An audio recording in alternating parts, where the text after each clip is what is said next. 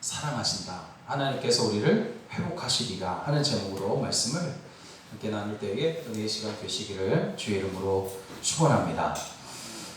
이스라엘 백성이 400년이 넘도록 애굽에서 종살이를 하다가 모세의 인도로 그곳에서 나온 출애굽 사건을 보면서 우리는 그들을 먹이시며 등에 업히시고 또 강하신 손으로 붙들어 홍해를 건너게 하시고 같이 광야를 걸으시는 하나님의 그 사랑과 은혜를 우리가 볼 수가 있습니다. 그런데 오늘 본문에서도 구구절절 하나님의 이러한 사랑하시는 마음이 시적으로 표현되어져 있는 것을 볼 수가 있습니다. 출애굽을 하여서 가나안 땅에 정착한 후 한참이 지나서 예루살렘은 바벨론이라는 나라에 의해 짓밟힘을 당하고 그래서 황폐한 땅이 되었으며 예루살렘 성전은 무너져 버립니다. 예루살렘 성전이 무너질 때에 이스라엘은 우리가 하나님으로부터 버림받았다 그렇게 이제 생각을 하게 됩니다. 여러분, 버림받은 상처보다 더 큰 아픔은 사실 없습니다. 버림받은 상처는 가장 절망적인 마음의 상태일 것이 분명합니다. 하나님으로부터 버림받았다고 하면서 큰 상처 속에 있는 이스라엘 백성들을 보게 되면 그들에게는 어떠한 소망도 보이지 않냐고 회복의 가능성조차 없을 것 같아 보입니다. 그렇지만 그들이 생각하는 것처럼 하나님은 그들을 정말 버리신 것이 아니었습니다. 오히려 하나님은 환난의 때에 그들보다 더 많은 눈물을 흘리시고 그들이 낙심하지 않도록 더욱 강하고 강한 손으로 붙들고 계셨다는 사실입니다. 그러므로 우리가 지금의 어려움 중에도 낙심되는 모든 환경에서도 온전히 회복될 수 있다는 소망을 가질 수 있는 것은 하나님이 우리를 긍휼히 여기시기 때문이지 우리의 어떤 힘과 능력 때문이 아니라는 사실을 알아야 합니다. 지금의 상황이 처참하지만 하나님께서 사랑하사 구원하실 것을 여러분 우리는 다시 믿어야만 합니다. 우리의 소망은 세상이나 사람에게 있지 않고 하나님께 있습니다.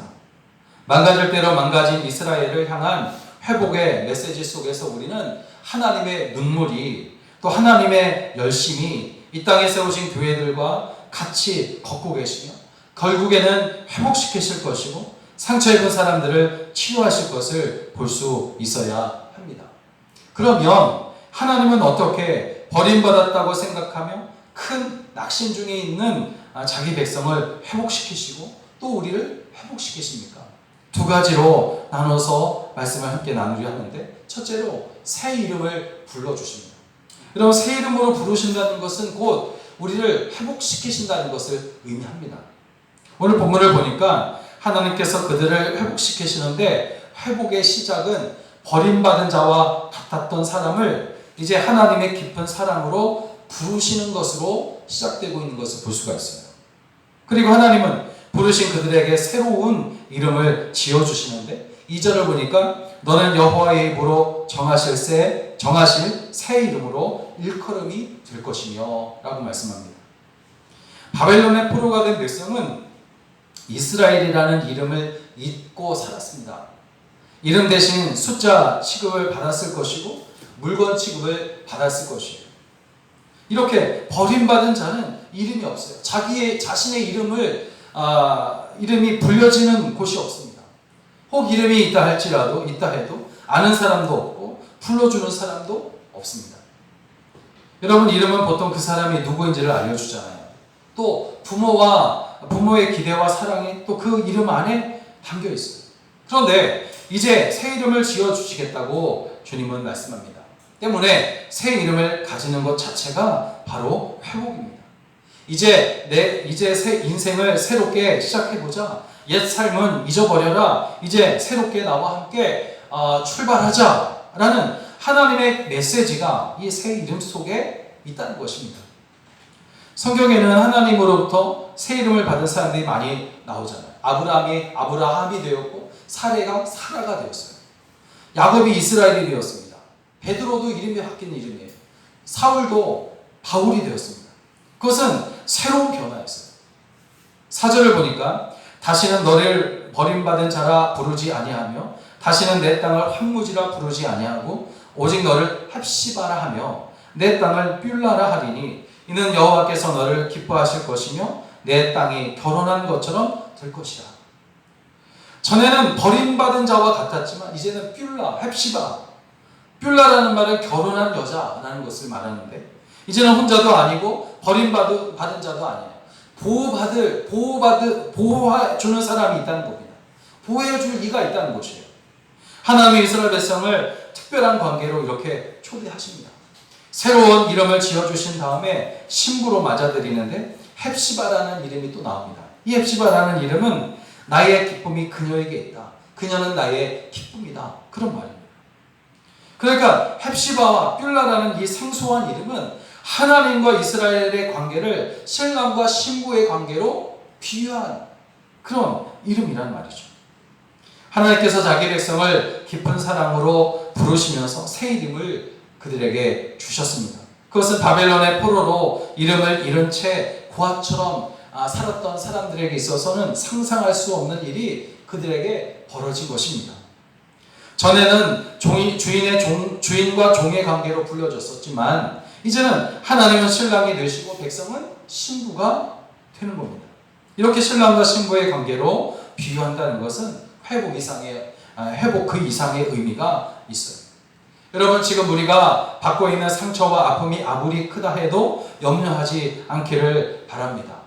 하나님의 사랑은 우리의 상처보다 훨씬 커서 어떤 상처와 응어리도 다 녹일 수가 있기 때문입니다. 이것은 여러분, 하나님과 우리의 관계를 결혼의 관계로 비유하시는 것 안에서 답을 얻을 수가 있는데 신랑이 신부를 기뻐함 같이 내 하나님이 너를 기뻐하리로다 하는 이 말씀은 이제 버림받은 자와 대조를 이루는 말씀인데 깊은 사랑의 관계 안에서 기쁨을 나누고 있는 모습으로 회복을 의미하기 때문입니다. 하나님은 아무 이유 없이 부르신 것이 아니라 마치 아가서에서 솔로몬 왕이 사랑하는 술람미 여인을 부르는 것 같이 친밀한 사랑으로 우리를 부르고 계십니다. 아가서 1장 4절을 보면 왕이 나를 그의 방으로 이끌어 들이신다 하는 말씀을 하고 있는데 이 말씀은 정말 기가 막힌 표현이에요. 사실 우리가 예비한다, 기도한다, 찬양한다, 그러니까 하나님 앞에 예배를 드린다라는 것은 왕의 내실로 들어가는 것을 의미합니다. 하나님께서 계신 곳, 하나님께서 특별히 마련해 놓으신 곳, 그곳으로 들어가는 것을 말하는 거예요. 예배한다는 것은. 그러니까 신랑 되신 그리스도께 나아가 깊고 은밀한 만남이 이루어지는 그것이 바로 예배드린다 하는 것입니다. 그래서 주의 전에 나와 드리는 예배가 그래서 중요한 거예요. 아가서를 보면 하나님의 사랑은 세상 어떤 사랑보다 뜨겁다는 것을 느낄 수가 있습니다. 아가서 8장 6절을 보면 사랑은 죽음같이 강하다 그렇게 말하고 있고 이사야서에서는 마치 청년이 처녀와 결혼한 같이 라고 사랑한다고 이렇게 말씀하고 있어요. 그래서 사랑에 빠진 젊은 남녀의 사랑으로 비유하고 있는데 아가서 8장 7절을 보면 많은 물도 이 사랑을 끄지 못하겠고 홍수라도 삼키지 못하리니 그의 온 가산을 다 주고 사랑과 바꾸려 할지라도 오히려 멸시를 받으리라 말씀하고 있어요. 젊은 남녀의 사랑은 무엇으로도 방해하거나 막을 수 없다고 그렇게 말해요. 로마서 8장을 보면 사도 바울도 이 사랑에 빠져 있어요. 누가 우리를 그리스도의 사랑에서 끊을 수 있으리요? 환난이나 공고나 박해나 기근이나 적신이나 위험이나 칼이야. 그렇게 말씀하고 있습니다. 여러분, 하나님은 우리에게 그분의 마음을 완전히 내어 놓으셨어요.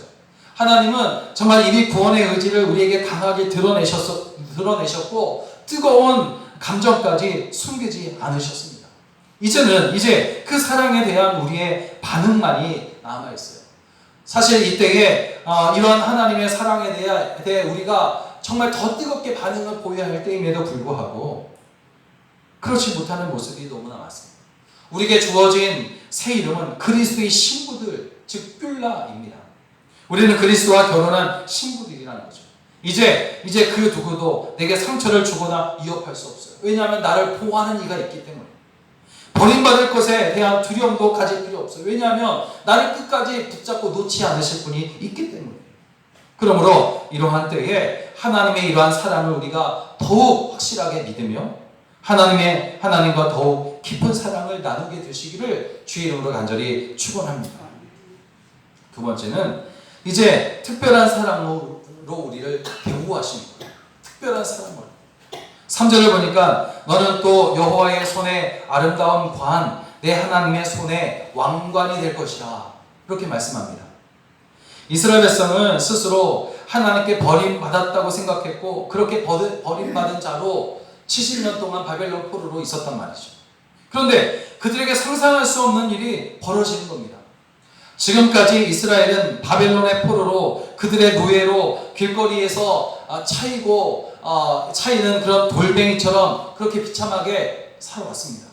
그런데 이제 하나님의 손에 잡힌 왕관이 될 것이라 그렇게 예언을 하고 있어요. 여러분, 하나님께서 주시는 은혜가 무엇입니까?